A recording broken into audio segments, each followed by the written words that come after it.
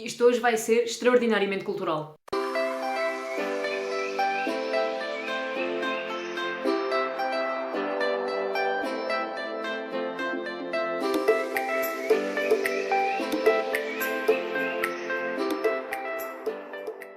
Olá lá, como estão? Iniciar com pergunta retórica, check. O nosso último dia em Buenos Aires ficou marcado por uma visita guiada ao cemitério da Recoleta. E ao contrário da Free Walking Tour que eu vos falei no episódio 1, esta visita tinha um preço mínimo de 400 pesos argentinos por pessoa, o que é equivalente a aproximadamente 9 euros. O cemitério da Recoleta é um símbolo em Buenos Aires e um dos principais pontos turísticos. Primeiro, porque muitas pessoas historicamente importantes para a Argentina estão lá enterradas. Segundo, porque há muito dinheiro e tempo investido nos mausoléus. Alguns deles eram maiores que vivendas e tinham decorações e estátuas de luz que chegavam a atingir alturas de prédios de 2 andares. Terceiro, por causa dos contos e das histórias que eles registaram sobre as pessoas que lá estão enterradas. Eu escolhi 3 dessas histórias para partilhar convosco hoje, mas vamos combinar o seguinte: eu primeiro mostro-vos uma mini montagem do cemitério para vocês terem uma ideia do que eu estou a falar e depois logo vos conto as histórias. Introduzir montagem.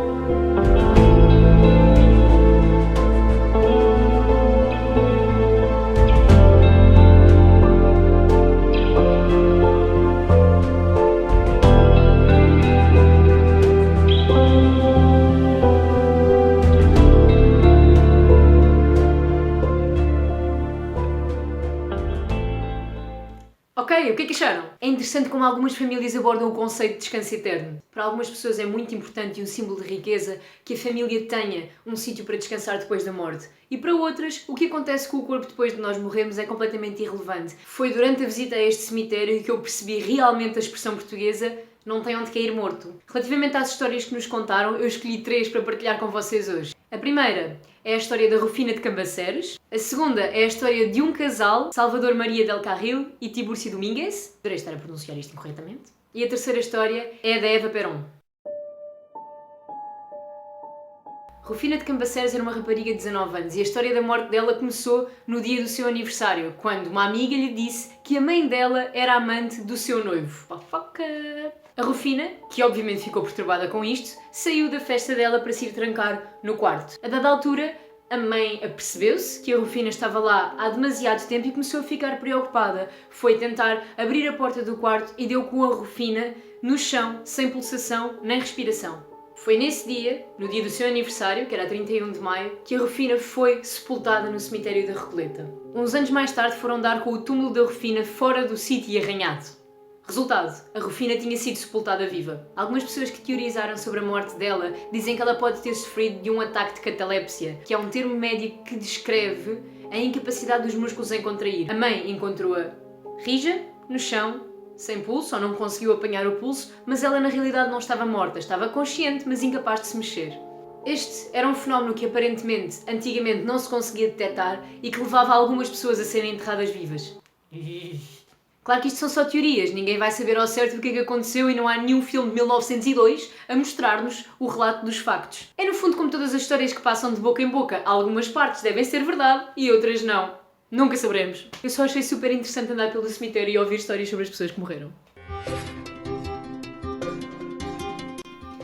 A história deste casal é hilariante. Então, pelo que nos contaram, a esposa, Tibúrcia, gastava muito dinheiro em compras e o marido não achava muita graça a isto. Um dia eles tiveram uma discussão extremamente agressiva sobre este assunto e deixaram de se falar durante quase 30 anos. E quando eu digo deixar de falar é, não queriam sequer olhar um para o outro, não trocavam uma palavra. Quando o marido morreu, a Tibúrcia disse que queria construir uma estátua e um busto bonito para o seu marido na campa que eles tinham no cemitério da Recoleta. Quando 15 anos mais tarde a Tibúrcia morreu, deixou como último desejo que fosse construído um busto seu na campa do seu marido. Mas este busto tinha que ser virado de costas, porque nem depois de morta ela queria olhar para a cara dele. O túmulo de Eva Perón é sem dúvida o mais visitado do cemitério. Eva Perón foi primeira-dama da Argentina quando o marido, Juan Domingo Perón, foi eleito presidente. Politicamente, entre os diversos feitos de Eva Perón, o mais importante para esta história é que ela sempre lutou por um comércio justo e equilibrado. E ao longo da carreira dela, na luta por este objetivo, acabou por favorecer os trabalhadores mais pobres em detrimento dos mais ricos. E se há coisa que está explícita em Buenos Aires é o quão polémica foi Eva Perón para o povo. Há pessoas de plebe que a adoram e há pessoas ricas que a odiavam. Há inclusive um prédio grande no centro de uma avenida larga de Buenos Aires que tem duas caras de Eva Perón, uma virada para o lado pobre, a sorrir, e outra virada para o lado rico, completamente chateada. E não é só o facto de ela ter sido uma personagem polémica em vida que faz com que o túmulo dela seja o mais visitado do cemitério. É que depois de morta a história complica. Eva Perón morreu cedo, morreu aos 33 anos com um cancro que se iniciou no útero. Depois de ter morrido, o corpo dela foi embalsamado e foi exposto para visitas públicas, para que as pessoas que gostassem dela a pudessem visitar. Mas lá está, nem toda a gente gostava dela, e num golpe de Estado em 1955, o corpo dela foi roubado.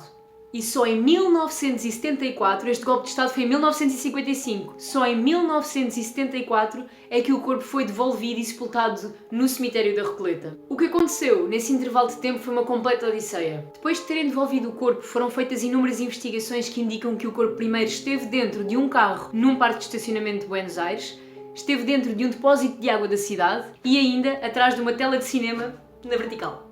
Também se acredita que passou algum tempo nos escritórios da Agência Secreta Militar antes de ser sepultado em Milão. Muitos acreditam, pela forma como o corpo chegou, que o corpo de Eva Perón foi vítima de agressões e necrofilia. Yeah. Cultura numa bandeja para vocês. Algumas portas dos túmulos tinham maçanetas, porque we never know, podemos bater à porta e ver o que sai. E eu acho que devíamos fazer 3 segundos de silêncio por este homem que se suicidou para estrear o próprio túmulo. Ele estava orgulhoso da construção dele.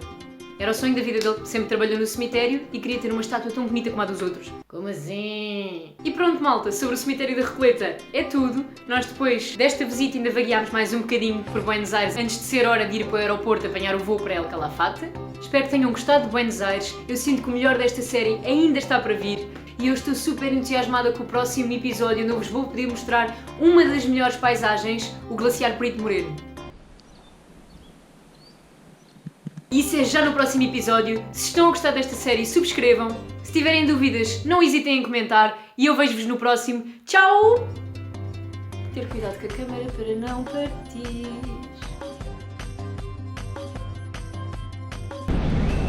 Vá, caminha.